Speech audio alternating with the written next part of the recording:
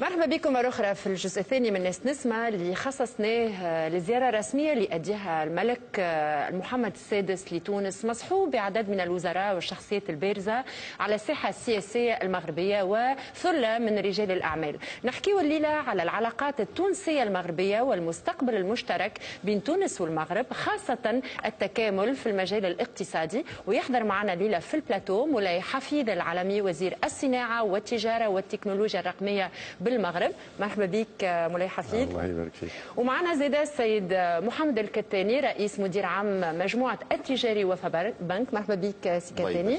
ومعنا زيدا السيد غازي بن تونس رئيس مدير عام شركة سيكبا للأوراق المالية بمنطقة الخليج وإفريقيا. مرحبا بك سي الله فيك. مرحبا بك. زيارة لتونس مش أول زيارة مولاي حفيظ. لا مش أول زيارة، إن العلاقة مع تونس هي قديمة.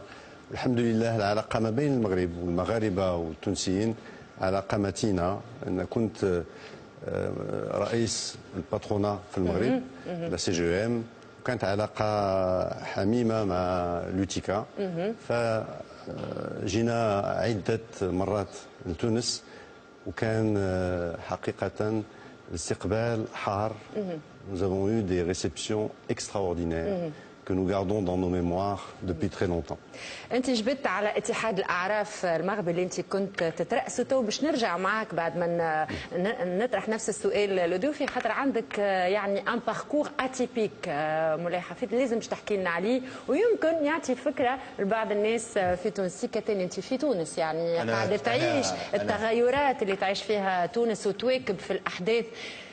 شنو بالنسبه ليك يعني اهميه الزياره هذه نتاع الملك المغربي والمجموعه اللي معاه؟ احنا متواجدين بتونس الان هذه 10 سنوات، فانا تونسي ومغربي. والزياره الملكيه غادا تعطي واحد نقله نوعيه جد مهمه للعلاقات المغربيه التونسيه مع بعد استراتيجي، علما بان صاحب الجلاله عنده رؤيه للاندماج المغاربي والاندماج الافريقي. وفي هذا الاطار تنتوخاو ان شاء الله بان هذه الزياره تعطي انطلاقه جديده وقويه للعلاقات المتينه ما بين البلدين. تنزيدوا نحكيوا عليهم ونركزوا عليهم العلاقات هذوما. سي غازي، سي محمد الكتاني قال انا تونسي مغربي، حتى انت نجم نقولوا عليك تونسي ومغربي زاده. يعطيك الصحة. أنا باش بارك الله فيكم على الدعوة قبل كل شيء، وكتونسي يعني باش نجاوب على الجواب. أود أن أترحم على أرواح الشهداء التوانسة اللي سقطوا معناها من بداية الثورة حتى الأيام الأخرى هذه. ونرجع للسؤال، كونه أنا مغربي تونسي بالحق، وكونه أنا استثماري في المغرب كان على المستوى الشخصي والعائلي معناها لمدة عقدين من الزمن. وخدمت في المغرب، كنت معناها في مؤسسه سينيال الانشورنس معناها الاسيورانس، وخدمت في التجاري وفا بنك. كنت اول مدير عام اللي دخلت هنا المغرب معناها في تبديل البنك الجنوب الى التجاري وفا بنك، وخدمت مده 4 سنوات في تونس. يعني كل واحد عنده باركور، لكن عنده نقطة انطلاقة ما بين المغرب وتونس. شنو تنجموا الكلكم كيفاش تراوا المستقبل؟ نشوفوا مع بعضنا البورتري هذايا ونرجعوا نحكيو. الأول مرة بعد الثورة التونسية وصل العاهل المغربي الملك محمد السادس لتونس في زيارة رسمية تنطلق اليوم وتتواصل الغرة جوان المقبل، وهي زيارة تطمح لتكوين آفاق جديدة في التعاون التجاري والشراكة الاقتصادية، الأمر اللي خلى شخصيات مهمة مغربية تحل ببلادنا قبل الزيارة متخصصة في المجال الاقتصادي على غرار وزير الصناعة والتجارة والتكنولوجيا الرقمية بالمغرب. Je suis Moulay Hafid Al-Alami, je suis marocain. J'ai fait toutes mes études au Maghreb et j'ai été au Canada faire une expérience, donc mes études supérieures et puis une expérience professionnelle où j'ai été vice-président du premier groupe d'assurance au Québec et j'ai voulu revenir dans mon pays pour contribuer à son développement. Sur ma vie personnelle, je suis père de 2 enfants, marié et père de 2 enfants qui ont fait leurs études à l'école américaine, puis au Canada et aux États-Unis, des écoles intéressantes, dont l'aîné est rentré au Maroc, s'installer au moment où j'ai été nommé ministre. Donc il fallait que quelqu'un participe à la suite du groupe Saham. هو واحد من الشخصيات اللي اعطتها المملكة المغربية فرصة باش تصنع الحدث من خلال مشروع ساهم اللي اختار باش يأسسه في بلاده، وهي شركة قابضة تنشط في مجال التأمين والخدمات المالية والتوزيع التجاري. Tout ça a été fait par un petit citoyen marocain qui a été faire ses études à l'étranger et qui a souhaité revenir dans son pays pour contribuer à sa façon. Aujourd'hui, le groupe compte plus de 7000 personnes et dans plusieurs domaines, y compris les centres d'appel. Nous avons créé les premiers centres d'appel dans la région. اليوم كنشوفوا شخصيات مماثل شخصية مولاي حفيظ في مركزها السياسي والاقتصادي والاجتماعي، اختارت بلادها باش تقيم مشروعها نظرا لدعم حكومتها ومساندتها لها. نأمل أن المثال هذا يتحقق في بلادنا وتوفر الحكومة التونسية الفرص لشبابها. Toujours été admiratif de nos amis tunisiens. Vous êtes capable de nous étonner tous les jours et je crois que dans les prochaines années vous allez vous étonner vous-même. En tout cas, je le perçois très fortement à chaque fois que je rencontre des amis et des jeunes Tunisiens et Tunisiennes. حلو ياسر، vous êtes capable de nous étonner. مولاي حفيظ باركور اتيبيك، انا نتبعوا يعني الباركور والبورتري اللي قدمته لنا عفاف مليك، يعني من المغرب الى الكندا ورجوع الى المغرب، والمملكه المغربيه قال اعطت فرصه يعني باش تصنع الحدث. شنو هالحدث اللي انت صنعته في المغرب بالتجربه نتاعك الفريده من نوعها؟ Alors, si vous permettez, je ne crois pas être un exemple individuel. Nous avons au Maroc eu un changement assez important depuis plusieurs années et qui s'est fait dans la douceur. Le roi Mohamed VI a donné une impulsion au Maroc, en particulier pour les jeunes et pour les jeunes marocains qui ont vécu à l'étranger avec des expériences différentes. On a tous eu, les uns après les autres, envie de rentrer contribuer au niveau de notre pays. Tous ceux qui ont eu des expériences fulgurantes à l'étranger sont en train de rentrer aujourd'hui. Et nous avons cette diaspora qui revient développer le pays. J'ai eu à fréquenter beaucoup de Tunisiens et de Maghrébins en général. On a ancré en nous cette volonté de revenir chez nous et de contribuer dans nos pays respectifs. Et je crois que c'est une des plus belles richesses que nos pays peuvent avoir. يعني مش عادي انه شخص يكون على راس اتحاد الاعراف المغاربي اللي يكون عمل يعني بنى نجم نقولوا مجمع كامل، بنى ان امبير بين ظفرين نجم نقولوا فينانسي ايكونوميك، ويقرر يتخلى على هذا الكل ويرجع على راس الوزاره هذه، وزاره الصناعه والتجاره والتكنولوجيا الرقميه. شنو اللي حبيت تعطي للمغرب؟ Alors là aussi, ce n'est pas un premier exemple. Nous avons au Maroc un Premier ministre qui était Premier ministre et qui était un homme d'affaires. Donc la relation Mabain Doula ou le monde des affaires existe depuis longtemps. Et je crois que quand on est dans le monde des affaires et qu'on pratique, on apprend beaucoup de choses. On est en contact avec le terrain, on est en contact avec les citoyens, avec ses collaborateurs, avec la gouvernance, la bonne gouvernance d'entreprise. Et on a envie de temps en temps de voir l'autre côté, c'est-à-dire le côté gouvernemental et ses institutions avancer au même rythme. Alors ces passages dans un sens et dans l'autre, de l'administration vers le privé et du privé vers l'administration, créent une richesse formidable. Et j'ai souhaité participer à ma mesure à cette expérience, et je dois vous dire qu'elle est extrêmement enrichissante parce qu'on croit connaître beaucoup de choses, et quand on arrive comme ministre, on découvre encore beaucoup de choses. يعني وكأنك تأدي في خدمة عسكرية، سيرفيس ميليتير. وكأنه واجب للوطن يعني. Là, je pense que tous les jours, c'est cet esprit qu'on doit avoir, que l'on soit dans le public ou dans le privé. Y compris dans le privé, on doit avoir l'impression tous les jours de contribuer au développement de l'économie de son pays, et c'est essentiel. Je crois que mettre dos à dos les entreprises et le public, ce serait une erreur. Alors, et essayer d'éloigner ces deux populations, à mon sens, n'est pas créateur de valeur. مولاي حفيظ كي واحد يكون في الخاص يعني دون لو سيكتور بريفي ديما يتشكى معناتها عنده شكايات للدومين بوبليك والطريقه التعامل تاع الاداره. توا انت يعني من الجانب الاخر شنو رؤيتك معناتها كيفاش ينجم يكون التعامل ورؤيتك هذه من جانب الحكومه الى الخواص؟ Alors, je pense que les opérateurs économiques ont raison. Nous sommes, en tant que public, parfois un peu lents, vu du côté du privé. Mais quand on regarde du côté du public, la responsabilité que ça constitue, la capacité ou la volonté d'avoir une équité envers un certain nombre de secteurs, d'entreprises, est assez complexe. Donc je pense que quand on traverse et qu'on passe de l'autre côté, on devient un peu plus indulgent, mais il ne faut pas trop, il ne faut pas devenir trop indulgent, parce qu'il faut garder sa capacité de transformation. Et ce que peuvent faire les gens du privé au niveau de l'administration, c'est contribuer véritablement à la transformation et à créer des canaux de communication entre les deux mondes. J'essaye, كنحاول tous les jours. وبكل صراحة أنت تحس روحك أكثر قريب من الخواص أو من معناتها من العام من السيكتور بريفي والسيكتور بوبليك؟ صراحة من الخواص. صراحة من الخواص ولو كنت dans le public, je pense que la démarche de l'une et de l'autre ne sont pas très différentes. Tous les jours, en tant que ministre, vous avez des décisions à prendre, des positions à prendre qui peuvent être positives pour certains, négatives pour d'autres.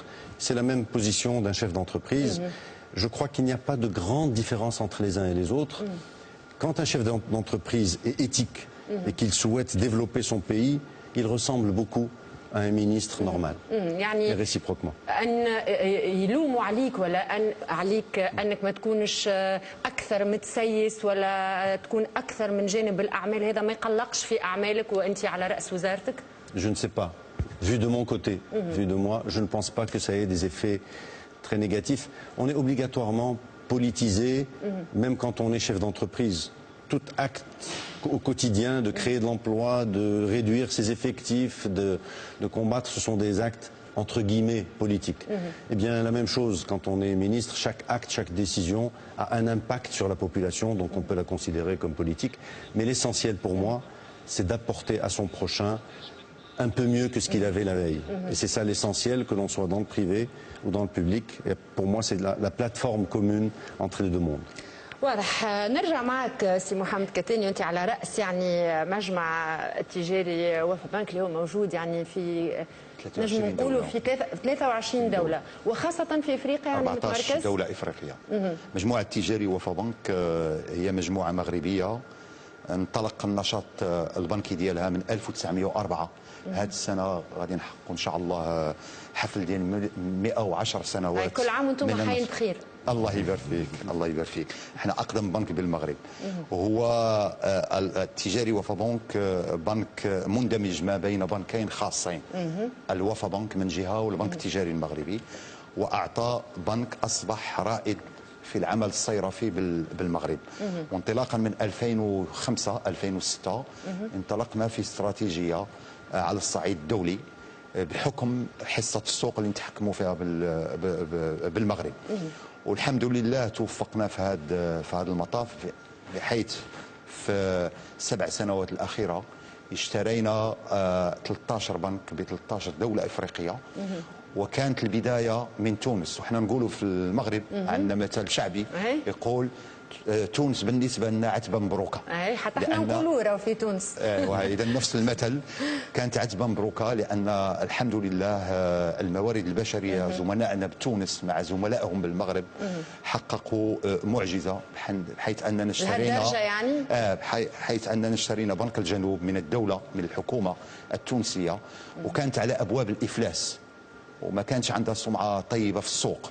والحمد لله الآن كل الشهادات لا الحكومية لا من البنك المركزي التونسي لا من زملاء التجاري بنك، زملائنا بتونس مع إخوانهم وأخواتهم المغاربة حققوا إعادة هيكلة البنك وإعطائها ديناميكية جديدة. وكانت هذه الانطلاقة تجربة ناجحة بالنسبة لنا لكي ننطلق الى استراتيجيه توسعيه بافريقيا. يعني برشا تجارب الليله في البلاتو، مولاي حفيظ تجربه يعني فريده من نوعها، تجربه اخرى من المجموعه التجاري وفا بنك، نجم يكونوا امثله للمستقبل للعلاقات ما بين تونس والمغرب.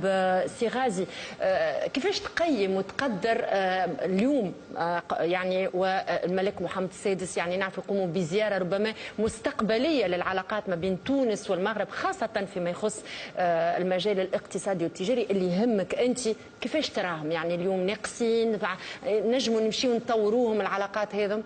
والله ساعة قبل كل شيء نحب نرجع تعقيب على كلام سي محمد الكتاني معناها من المسؤولين الاوائل البنك التجاري بنك، وبهذه المناسبة معناها نتوجه بالشكر للزملاء اللي خدموا معايا في التجاري لهنا، ونشوف اللي المغرب لما معناها التجاري وفا بنك لما شريت البنكه في تونس كان عندنا قانون في تونس ما يسمحش الاخوان المغاربه يجيبوا اكثر من 6 مديرين، معناها ما عندهمش الحق.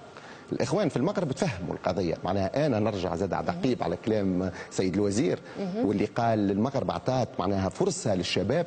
انا المغرب اللي جابتني لتونس باش نكونوا متفاهمين، معناها فرصه كشاب تونسي في ذاك الوقت كنت في كندا زاد انا وكنت في المغرب اللي وقع معناها استقطابي وجيت لتونس، وكنا 3 كان سي محمد الهيثمي وسي اليعقوبي وانا 3 معناها من الناس، والبنك وصل للنجاح مش ب3 هذم بالتوانسه اللي موجودين.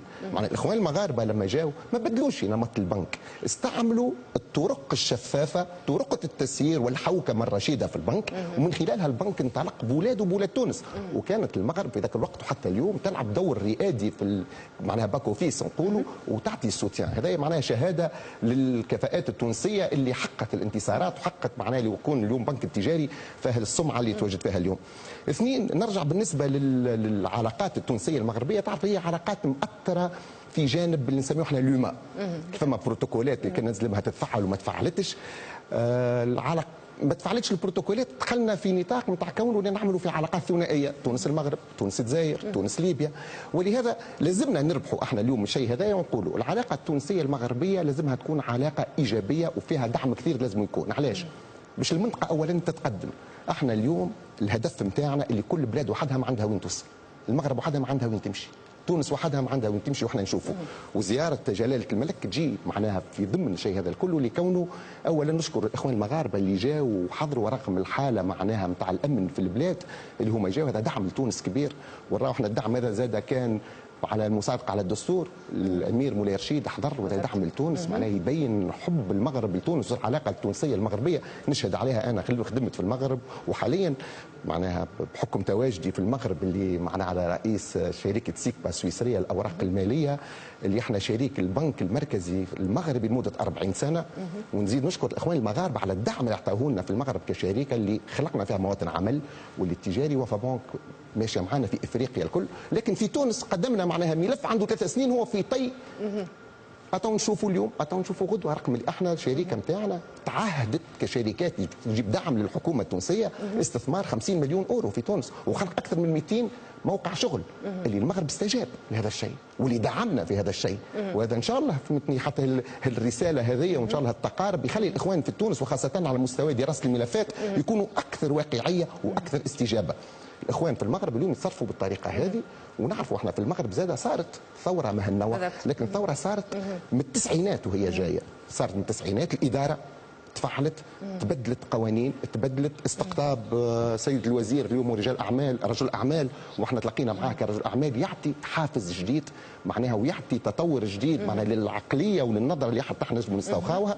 وباش نوفى معناها نقول اللي المغرب اليوم العلاقات وتطوير العلاقات في المجال الاقتصادي ماهيش راي هي انفيناليتي، فما علاقات اخرى لازمها تتطور، فما امن في البلاد، لازمنا ناخذوا من المغرب هالنوعيه نتاع الصلح اللي خلقوه. نشوفوا احنا المغرب اليوم ما هيئه الانصاف والمصالحه اللي هي يعني من انجح التجارب في العالم، وحتى هيئه الحقيقه والكرامه في تونس هي يعني مستنبطه من التجربه المغربيه. يعطيك صح. واحنا نشوفوا في الزياره الاخيره اللي قام بها السيد رئيس الدوله السيد منصف المرزوقي للمغرب، طلب من الحكومه المغربيه كليبيا وغينيا يظهر لي تكوين الائمه التونسيين في المغرب معنا في المالي معنا مستجاب ثم معنا اجابه مبدئيه من الملك محمد السادس معنا المغرب يعني اليوم. بالنسبه ليك العلاقات تخرج من الاطار الاقتصادي والتجاري وتكون يعني علاقات ثنائيه تونسيه مغربيه في كل المجالات وتنجم تكون ناجحه. وباش ننجحوا فيها لازم ناخذوا احنا هذايا التعايش ما بين، شوفوا احنا المغرب مثلا ناخذوا الملك محمد السادس اليوم اللي هو رئيس لجنه القدس، ونشوفوا تعامل المغرب مع الفئات اليهوديه والفئات الاخرى في البلاد كيفاش عامله.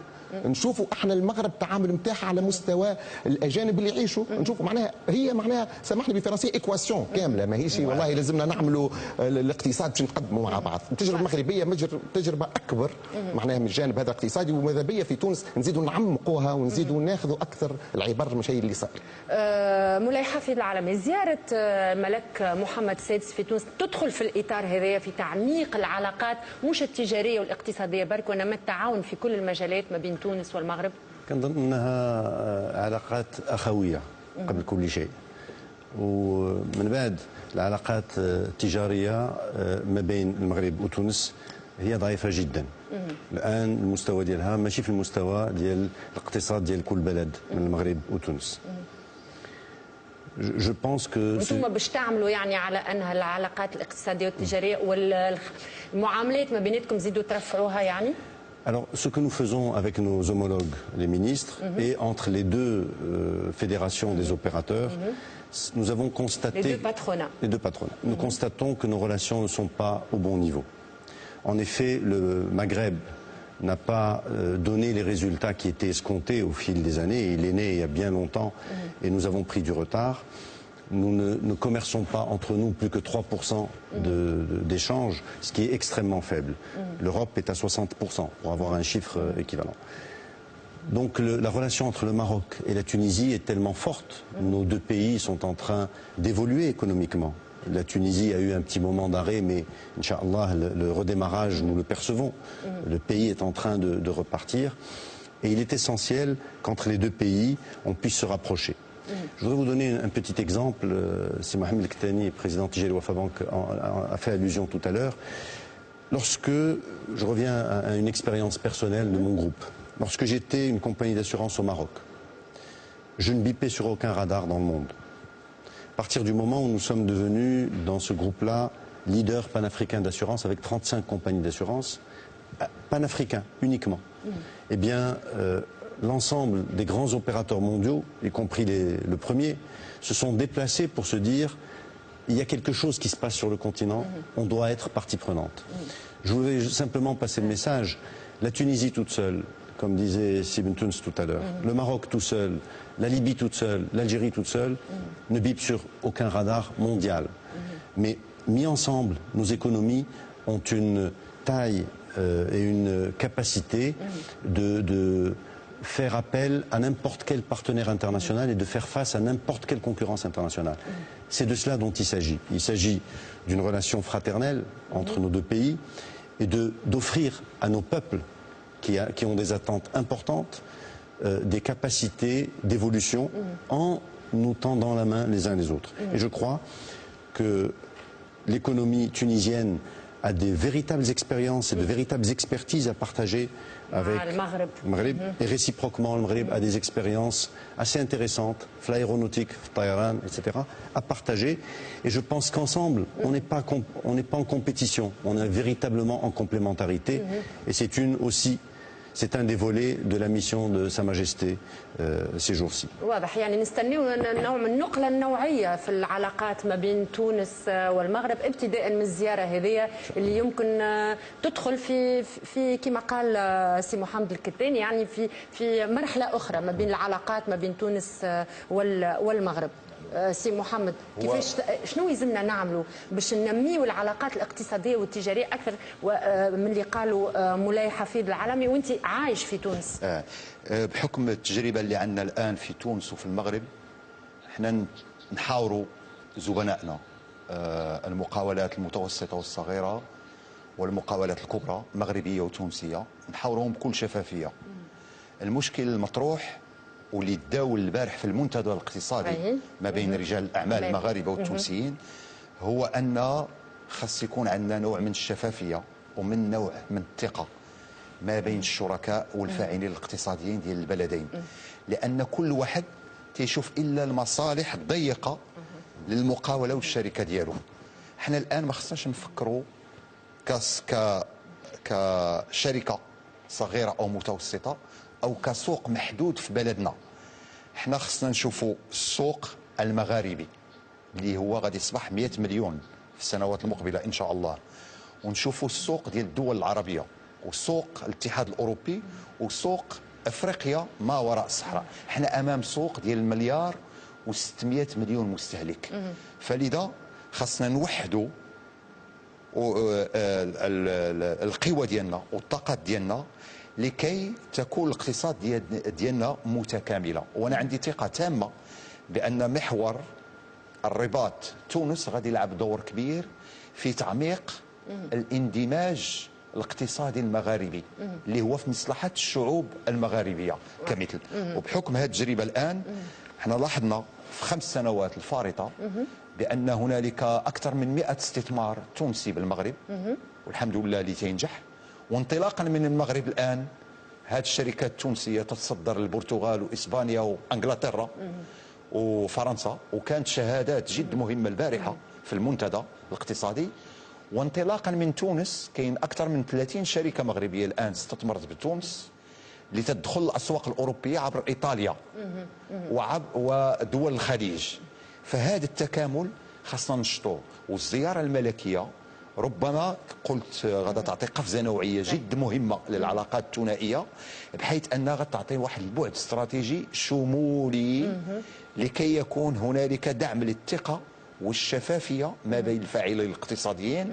والحوار اللي صرا البارح ما بين القطاعين الخاص كان حوار بناء، لان كان مسؤول.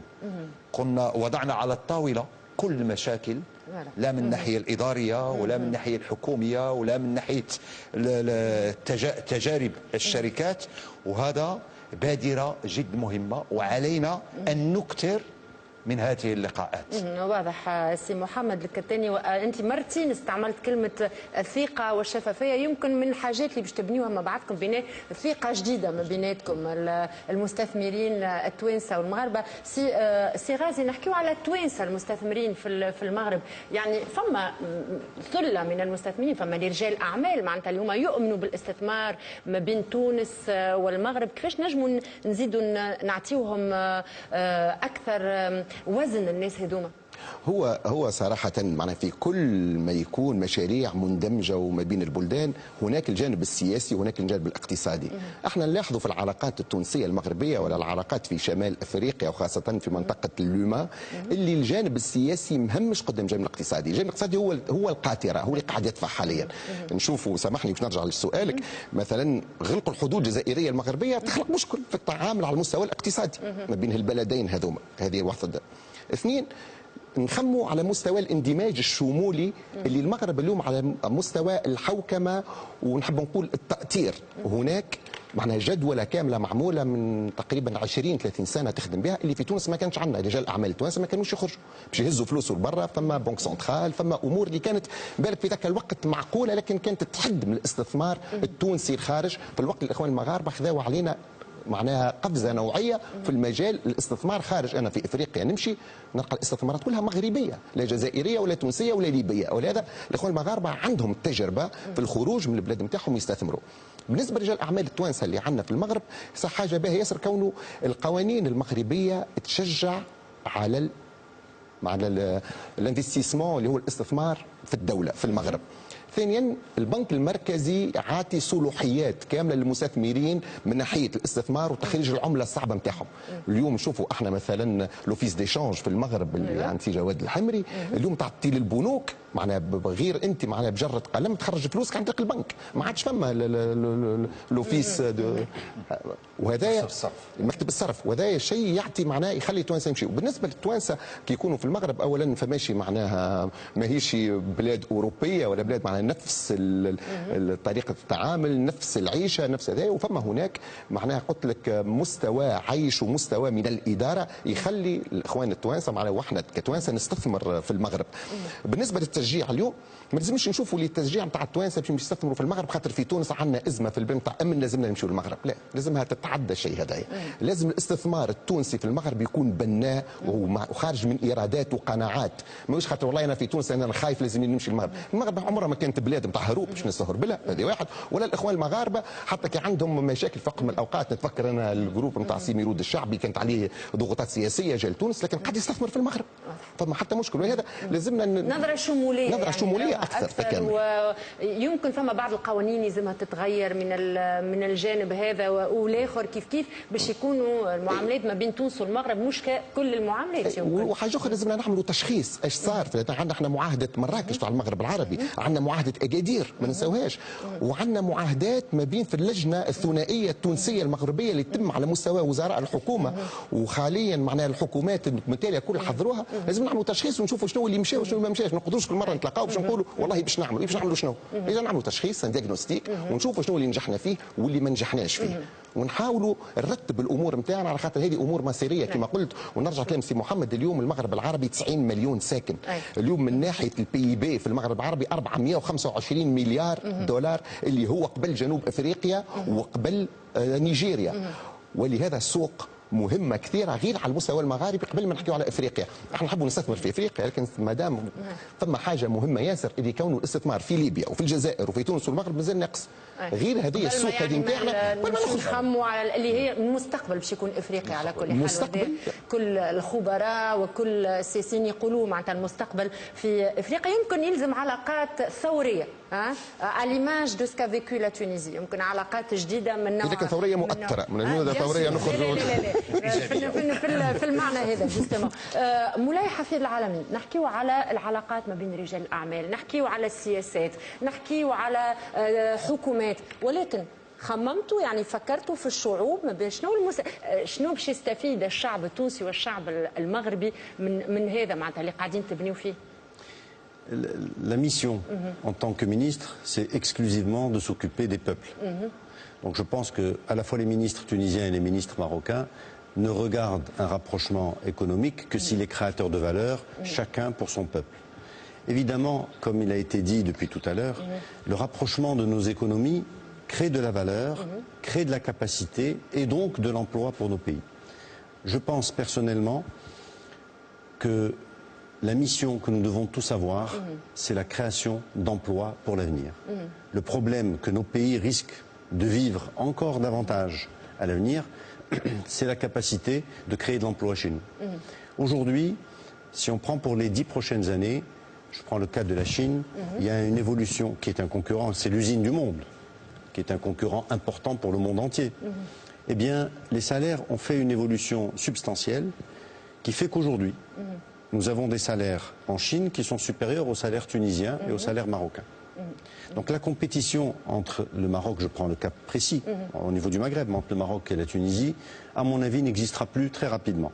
Et j'en prends pour preuve, nous avons aujourd'hui des entreprises à la fois européennes, mais surtout chinoises, qui déplacent leurs industries vers le Maroc. Et Inch'Allah, vers la Tunisie.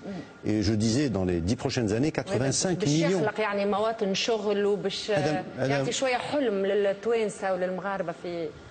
Un chiffre important, la Chine, dans les 10 prochaines années, va ressortir 85 millions d'emplois de la Chine vers le reste du monde.